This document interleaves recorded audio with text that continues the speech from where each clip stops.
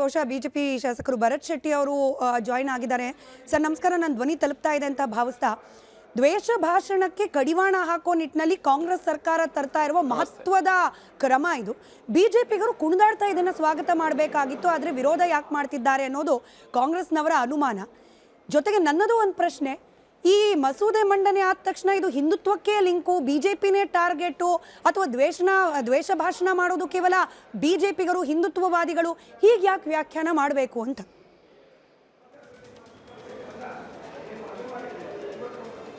ಈ ವ್ಯಾಖ್ಯಾನವನ್ನು ಯಾರು ಮಾಡ್ತಾ ಇದ್ದಾರೆ? ಕಾಂಗ್ರೆಸ್ನವರು ಮಾಡ್ತಾ ಇದ್ದಾರೆ. ನೋಡಿ, ಇದರಲ್ಲಿ if you go into the act properly, ಆ್ಯಕ್ಟಿನ ಒಳಗೋಗಿ ನೋಡಿದರೆ ಈಗ ಹೋಗ್ತಾ ಇದೆ. ಅದರಲ್ಲಿ ಮೊದಲು BNS ಅಲ್ಲಿ ಇದೆಲ್ಲ ಏನೆಲ್ಲ ವಿಷಯ ಇದೆ ಅದನ್ನು ಆಲ್ರೆಡಿ ಕವರ್ ಆಗಿದೆ. ಭಾರತೀಯ ನ್ಯಾಯ ಸಮಿತಿಯಲ್ಲಿ ಕವರ್ ಮಾಡಿದ್ದಾರೆ. ಸ್ಟೇಟಲ್ಲಿ ಪುನಃ ಮಾಡಬೇಕಂತ ಅವಶ್ಯಕತೆ ಇರಲಿಲ್ಲ. ಒಂದು. ಎರಡನೇದು, ಇವರು ಇದರಲ್ಲಿ ಏನು ಮಾಡಿದ್ದಾರೆ ಅಂತ ಹೇಳಿದ್ರೆ 1 to 3 years ಪನಿಷ್ಮೆಂಟ್ ಏನಿದೆ ಅದನ್ನು 1 to 7 years ಮಾಡಿದ್ದಾರೆ. 1 to 7 years ಯಾಕೆ ಮಾಡಿದ್ದಾರೆ ಅಂತ ಹೇಳಿದರೆ, ಇವರ ರಾಜಕೀಯ ವಿರೋಧಿಗಳನ್ನು, ಇವ್ರ ವಿರುದ್ಧ ಯಾರು ಮಾತಾಡ್ತಾರೆ ಅವರನ್ನು ನಾನ್ ಬೇಲೇಬಲ್ ಸ್ಕೀಮಲ್ಲಿ ಅರೆಸ್ಟ್ ಮಾಡಲಿಕ್ಕೆ ಅವಕಾಶ ಇರ್ತದೆ. 7 yearsವರೆಗೆ ಕನ್ವಿಕ್ಟೆಡ್ ಪನಿಷ್ಮೆಂಟ್ 7 yearsವರೆಗೆ ಇದ್ದರೆ. ಹಿಂದೆ BNS ಅಲ್ಲಿ 3 years ಅಂತ ಉಂಟು. ಇವರು 7 yearsವರೆಗೆ ಅದನ್ನು ಎಳೆದು ಅವರ ರಾಜಕೀಯ ವೈರಿಗಳನ್ನು ಸೆದೆಬಡಲಿಕ್ಕೆ ನಮ್ಮ ವಾಯ್ಸ್ ಏನಿದೆ, ನಮ್ಮ ಧ್ವನಿಯನ್ನು ಅಡಗಿಸುವಂಥ ಪ್ರಯತ್ನ ಇವ್ರು ಮಾಡ್ತಾ ಇದ್ದಾರೆ. ನಾನೊಬ್ಬರು ಯಾರೋ ನಿಮ್ಮಲ್ಲಿ ಈಗ ಮಾತಾಡ್ತಾ ಇದ್ರು, ನನಗೆ ಗೊತ್ತಿಲ್ಲ ಯಾರಂತ ಮಾತಾಡ್ತಾ ಅವ್ರು ಹೇಳಿದರು, ಎಲ್ಲರಿಗೂ ಒಂದೇ ರೂಲ್ಸು ರೆಗ್ಯುಲೇಷನ್ಸ್ ಅಂತ ಹೇಳಿದರು. ಎಲ್ಲರಿಗೂ ಒಂದೇ ರೂಲ್ಸ್ ರೆಗ್ಯುಲೇಷನ್ ಕಾಂಗ್ರೆಸ್ ಗೌರ್ಮೆಂಟಲ್ಲಿ ಇಲ್ಲ. ಪಾಕಿಸ್ತಾನ್ ಜಿಂದಾಬಾದ್ ಅಂತ ಹೇಳಿದಂಥ ವ್ಯಕ್ತಿ ಮತ್ತು ಅವರ ತಂಡದವ್ರ ಮೇಲೆ ಇನ್ನೂ ಸಹ ಕ್ರಮ ಆಗಲಿಲ್ಲ. ಐವನ್ ಡಿಸೋಜ್ ಅವರು ಬಾಯಿ ಬಂದಾಗೆ ಗವರ್ನರಿಗೆ ಬೈದರು, ಇನ್ನೂ ಸಹ ಕ್ರಮ ಆಗಲಿಲ್ಲ. ನನ್ನ ಮೇಲೆ ಇರ್ಬೋದು, ವೇದವ್ಯಾಸ ಕಾಮತ್ರ ಮೇಲೆ ಇರ್ಬೋದು, ಹರೀಶ್ ಪುಂಜರ್ ಮೇಲೆ ಇರ್ಬೋದು, ಇವರಿಗೆ ಮನಸ್ಸಿಗೆ ಬಂದ ಹಾಗೆ ಕೇಸ್ ಮಾಡ್ತಾರೆ.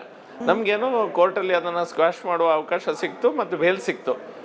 ಅಂದರೆ ಇವರು ಇದನ್ನು ರಾಜಕೀಯ ಅಸ್ತ್ರವನ್ನಾಗಿ ಬಳಸ್ಕೊಳ್ಳಿಕ್ಕೆ 3 years BNS ಅಲ್ಲಿ ಏನಿದೆ ಅದನ್ನು 7 yearsಗೆ ಎಕ್ಸ್ಟೆಂಡ್ ಮಾಡ್ತಾರೆ. ಒಂದು. ಎರಡನೇ ವಿಷಯ, ಇದರಲ್ಲಿ ಸಂಘಟನೆಗೆ ಸಂಬಂಧಪಟ್ಟಂಥ ಯಾವುದಾದ್ರದ್ದು ಸಂಘ, ಆ ಸಂಘಕ್ಕೆ ಸಂಬಂಧಪಟ್ಟಂಥ ವ್ಯಕ್ತಿ ಒಂದು ವೇಳೆ ಇವರ ಪ್ರಕಾರ ದ್ವೇಷ ಭಾಷಣನ, ಹೇಟ್ ಕ್ರೈಮ ಮಾಡಿದ ಅಂತ ಇಟ್ಕೊಂಡ್ರೆ, ಆ ಸಂಘದ ನಾಯಕರುಗಳು ಯಾರಿದ್ದರು ಸಾಮೂಹಿಕವಾಗಿ ಅವರು ಈ ವ್ಯಕ್ತಿ ಏನು ಕ್ರೈಮ್ ಮಾಡಿದಾರೆ ಅಂತ ಹೇಳ್ತಾ ಇದ್ದಾರೆ, ಅದರ ಜವಾಬ್ದಾರಿಯನ್ನು ಅವ್ರ ಮೇಲೆ ಸಹ ಹೊರಿಸಲಾಗ್ತದೆ, ಅವ್ರ ಮೇಲೆ ಸಹ ಕೇಸ್ ಆಗ್ತದೆ. ಅವರ ಇನ್ನೋಸೆನ್ಸನ್ನು ಅವರೇ ಪ್ರೂವ್ ಮಾಡಬೇಕಾಗ್ತದೆ. The onus of proving that you are innocent falls on the person whom you are claiming is a perpetrator. ಆ ರೀತಿಯ ಒಂದು ಕಾನೂನನ್ನು ಮಾಡಿದ್ದಾರೆ. ಇದು ಯಾಕೆ ಮಾಡಿದ್ದಾರೆ ಅಂತ ಹೇಳಿದ್ರೆ, ಯಾವುದೋ ಸಂಘ ಸಂಸ್ಥೆಗಳಲ್ಲಿ ಇವರು ಗುರಿ ಇಟ್ಕೊಂಡಿದ್ದಾರೆ, ಕಾಂಗ್ರೆಸ್ ವಿರುದ್ಧ ಮಾತಾಡಿದರೆ ಆ ವ್ಯಕ್ತಿಯು ವೈಯಕ್ತಿಕವಾಗಿ ಮಾತಾಡಿರ್ಬೋದು, ಆದರೆ ಅವ ಯಾವ ಸಂಘ ಸಂಸ್ಥೆಗೆ ಅಲ್ಲಿ ಮೆಂಬರ್ ಆಗಿದ್ದಾನ, ಅದು ಅದರೊಂದಿಗೆ ಜೋಡಿಸ್ಕೊಂಡಿದ್ದಾನ, ರಿಜಿಸ್ಟರ್ಡ್ ಆರ್ ಅನ್ರಿಜಿಸ್ಟರ್ಡ್ ಸಂಸ್ಥೆ ಜೋಡಿಸ್ಕೊಂಡಿದ್ದಾನ, ಆ ಸಂಘದ ಸಂಸ್ಥೆಯಲ್ಲಿರುವಂಥ ಹಿರಿಯರು ಯಾರಿದ್ದಾರೆ, ನಾಯಕರು ಯಾರಿದ್ದಾರೆ, ಅವ್ರ ಮೇಲೆಲ್ಲ ಕೇಸ್ ಹಾಕ್ಲಿಕ್ಕೆ ಅವಕಾಶ ಇರ್ತದೆ. ಇದನ್ನ ನಿಜವಾಗ್ಲೂ ಸಮಾಜದ ಸ್ವಾಸ್ಥ್ಯ ಕಾಪಾಡೋದಕ್ಕಿಂತ ಹೆಚ್ಚಾಗಿ ರಾಜಕೀಯ ದುರುದ್ದೇಶಕ್ಕೆ ಬಳಕೆ ಮಾಡ್ಕೊಳ್ಬಹುದು ಅನ್ನೋ ಅನುಮಾನ ಇದೆ. ರೈಟ್, ನಮ್ಮ ಜೊತೆಯಲ್ಲಿ ಬಹುಶಃ ಬಿಜೆಪಿ ಶಾಸಕರು ಭರತ್ ಶೆಟ್ಟಿ ಅವರು ಜಾಯಿನ್ ಆಗಿದ್ದಾರೆ. ಸರ್ ನಮಸ್ಕಾರ, ನನ್ನ ಧ್ವನಿ ತಲುಪ್ತಾ ಇದೆ ಅಂತ ಭಾವಿಸ್ತಾ, ದ್ವೇಷ ಭಾಷಣಕ್ಕೆ ಕಡಿವಾಣ ಹಾಕೋ ನಿಟ್ಟಿನಲ್ಲಿ ಕಾಂಗ್ರೆಸ್ ಸರ್ಕಾರ ತರ್ತಾ ಇರುವ ಮಹತ್ವದ ಕ್ರಮ ಇದು. ಬಿಜೆಪಿಗರು ಕುಣಿದಾಡ್ತಾ ಇದನ್ನ ಸ್ವಾಗತ ಮಾಡಬೇಕಾಗಿತ್ತು, ಆದರೆ ವಿರೋಧ ಯಾಕೆ ಮಾಡ್ತಿದ್ದಾರೆ ಅನ್ನೋದು ಕಾಂಗ್ರೆಸ್ನವರ ಅನುಮಾನ. ಜೊತೆಗೆ ನನ್ನದು ಒಂದು ಪ್ರಶ್ನೆ, ಈ ಮಸೂದೆ ಮಂಡನೆ ಆದ ತಕ್ಷಣ ಇದು ಹಿಂದುತ್ವಕ್ಕೆ ಲಿಂಕು, ಬಿಜೆಪಿನೇ ಟಾರ್ಗೆಟು, ಅಥವಾ ದ್ವೇಷ ಭಾಷಣ ಮಾಡೋದು ಕೇವಲ ಬಿಜೆಪಿಗರು, ಹಿಂದುತ್ವವಾದಿಗಳು, ಹೀಗೆ ಯಾಕೆ ವ್ಯಾಖ್ಯಾನ ಮಾಡಬೇಕು ಅಂತ?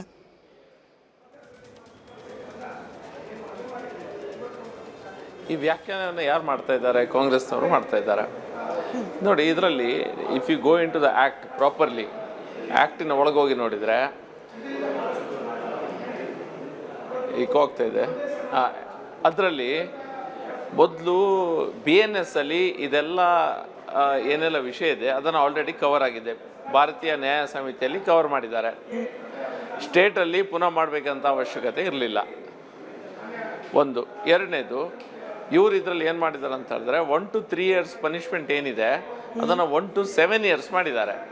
1 to 7 years ಯಾಕೆ ಮಾಡಿದ್ದಾರೆ ಅಂತ ಹೇಳಿದರೆ, ಇವರ ರಾಜಕೀಯ ವಿರೋಧಿಗಳನ್ನು, ಇವ್ರ ವಿರುದ್ಧ ಯಾರು ಮಾತಾಡ್ತಾರೆ ಅವರನ್ನು ನಾನ್ ಬೇಲೇಬಲ್ ಸ್ಕೀಮಲ್ಲಿ ಅರೆಸ್ಟ್ ಮಾಡಲಿಕ್ಕೆ ಅವಕಾಶ ಇರ್ತದೆ. 7 yearsವರೆಗೆ ಕನ್ವಿಕ್ಟೆಡ್ ಪನಿಷ್ಮೆಂಟ್ 7 yearsವರೆಗೆ ಇದ್ದರೆ, ಹಿಂದೆ BNS ಅಲ್ಲಿ 3 years ಅಂತ ಉಂಟು. ಇವರು 7 yearsವರೆಗೆ ಅದನ್ನು ಎಳೆದು ಅವರ ರಾಜಕೀಯ ವೈರಿಗಳನ್ನು ಸೆದೆಬಡಲಿಕ್ಕೆ ನಮ್ಮ ವಾಯ್ಸ್ ಏನಿದೆ, ನಮ್ಮ ಧ್ವನಿಯನ್ನು ಅಡಗಿಸುವಂಥ ಪ್ರಯತ್ನ ಇವ್ರು ಮಾಡ್ತಾ ಇದ್ದಾರೆ. ನಾನೊಬ್ಬರು ಯಾರೋ ನಿಮ್ಮಲ್ಲಿ ಈಗ ಮಾತಾಡ್ತಾ ಇದ್ರು, ನನಗೆ ಗೊತ್ತಿಲ್ಲ ಯಾರಂತ ಮಾತಾಡ್ತಾ ಅವ್ರು ಹೇಳಿದರು, ಎಲ್ಲರಿಗೂ ಒಂದೇ ರೂಲ್ಸು ರೆಗ್ಯುಲೇಷನ್ಸ್ ಅಂತ ಹೇಳಿದರು. ಎಲ್ಲರಿಗೂ ಒಂದೇ ರೂಲ್ಸ್ ರೆಗ್ಯುಲೇಷನ್ ಕಾಂಗ್ರೆಸ್ ಗೌರ್ಮೆಂಟಲ್ಲಿ ಇಲ್ಲ. ಪಾಕಿಸ್ತಾನ್ ಜಿಂದಾಬಾದ್ ಅಂತ ಹೇಳಿದಂಥ ವ್ಯಕ್ತಿ ಮತ್ತು ಅವರ ತಂಡದವ್ರ ಮೇಲೆ ಇನ್ನೂ ಸಹ ಕ್ರಮ ಆಗಲಿಲ್ಲ. ಐವನ್ ಡಿಸೋಜ್ ಅವರು ಬಾಯಿ ಬಂದಾಗೆ ಗವರ್ನರಿಗೆ ಬೈದರು, ಇನ್ನೂ ಸಹ ಕ್ರಮ ಆಗಲಿಲ್ಲ.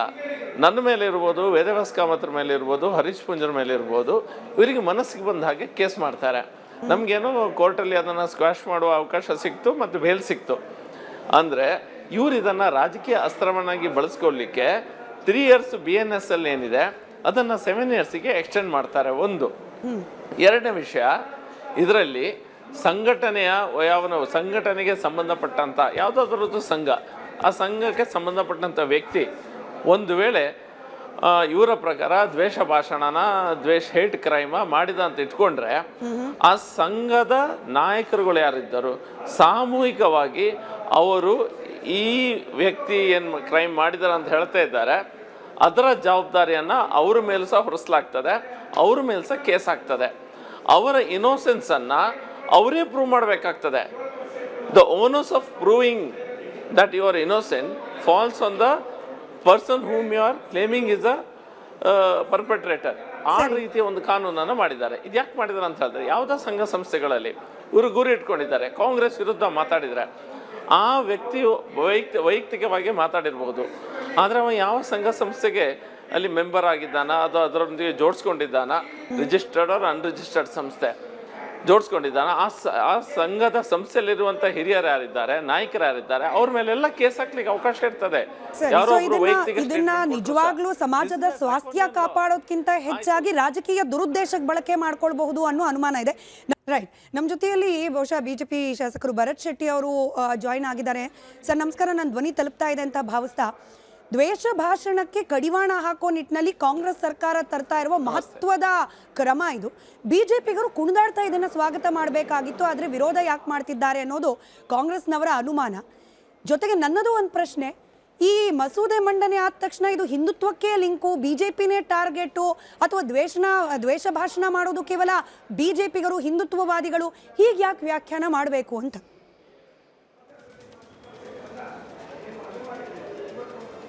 ಈ ವ್ಯಾಖ್ಯಾನವನ್ನು ಯಾರು ಮಾಡ್ತಾ ಇದ್ದಾರೆ? ಕಾಂಗ್ರೆಸ್ನವರು ಮಾಡ್ತಾ ಇದ್ದಾರೆ. ನೋಡಿ, ಇದರಲ್ಲಿ if you go into the act properly, ಆ್ಯಕ್ಟಿನ ಒಳಗೋಗಿ ನೋಡಿದರೆ ಈಗ ಹೋಗ್ತಾ ಇದೆ. ಅದರಲ್ಲಿ ಮೊದಲು BNS ಅಲ್ಲಿ ಇದೆಲ್ಲ ಏನೆಲ್ಲ ವಿಷಯ ಇದೆ ಅದನ್ನು ಆಲ್ರೆಡಿ ಕವರ್ ಆಗಿದೆ, ಭಾರತೀಯ ನ್ಯಾಯ ಸಮಿತಿಯಲ್ಲಿ ಕವರ್ ಮಾಡಿದ್ದಾರೆ. ಸ್ಟೇಟಲ್ಲಿ ಪುನಃ ಮಾಡಬೇಕಂತ ಅವಶ್ಯಕತೆ ಇರಲಿಲ್ಲ. ಒಂದು. ಎರಡನೇದು, ಇವ್ರು ಇದರಲ್ಲಿ ಏನು ಮಾಡಿದ್ದಾರೆ ಅಂತ ಹೇಳಿದ್ರೆ 1 to 3 years ಪನಿಷ್ಮೆಂಟ್ ಏನಿದೆ ಅದನ್ನು 1 to 7 years ಮಾಡಿದ್ದಾರೆ. 1 to 7 years ಯಾಕೆ ಮಾಡಿದ್ದಾರೆ ಅಂತ ಹೇಳಿದರೆ, ಇವರ ರಾಜಕೀಯ ವಿರೋಧಿಗಳನ್ನು, ಇವ್ರ ವಿರುದ್ಧ ಯಾರು ಮಾತಾಡ್ತಾರೆ ಅವರನ್ನು ನಾನ್ ಬೇಲೇಬಲ್ ಸ್ಕೀಮಲ್ಲಿ ಅರೆಸ್ಟ್ ಮಾಡಲಿಕ್ಕೆ ಅವಕಾಶ ಇರ್ತದೆ. 7 yearsವರೆಗೆ ಕನ್ವಿಕ್ಟೆಡ್ ಪನಿಷ್ಮೆಂಟ್ 7 yearsವರೆಗೆ ಇದ್ದರೆ, ಹಿಂದೆ BNS ಅಲ್ಲಿ 3 years ಅಂತ ಉಂಟು. ಇವರು 7 yearsವರೆಗೆ ಅದನ್ನು ಎಳೆದು ಅವರ ರಾಜಕೀಯ ವೈರಿಗಳನ್ನು ಸೆದೆಬಡಲಿಕ್ಕೆ ನಮ್ಮ ವಾಯ್ಸ್ ಏನಿದೆ, ನಮ್ಮ ಧ್ವನಿಯನ್ನು ಅಡಗಿಸುವಂಥ ಪ್ರಯತ್ನ ಇವ್ರು ಮಾಡ್ತಾ ಇದ್ದಾರೆ. ನಾನೊಬ್ಬರು ಯಾರೋ ನಿಮ್ಮಲ್ಲಿ ಈಗ ಮಾತಾಡ್ತಾ ಇದ್ರು, ನನಗೆ ಗೊತ್ತಿಲ್ಲ ಯಾರಂತ ಮಾತಾಡ್ತಾ ಅವ್ರು ಹೇಳಿದರು, ಎಲ್ಲರಿಗೂ ಒಂದೇ ರೂಲ್ಸು ರೆಗ್ಯುಲೇಷನ್ಸ್ ಅಂತ ಹೇಳಿದರು. ಎಲ್ಲರಿಗೂ ಒಂದೇ ರೂಲ್ಸ್ ರೆಗ್ಯುಲೇಷನ್ ಕಾಂಗ್ರೆಸ್ ಗೌರ್ಮೆಂಟಲ್ಲಿ ಇಲ್ಲ. ಪಾಕಿಸ್ತಾನ್ ಜಿಂದಾಬಾದ್ ಅನ್ನೋ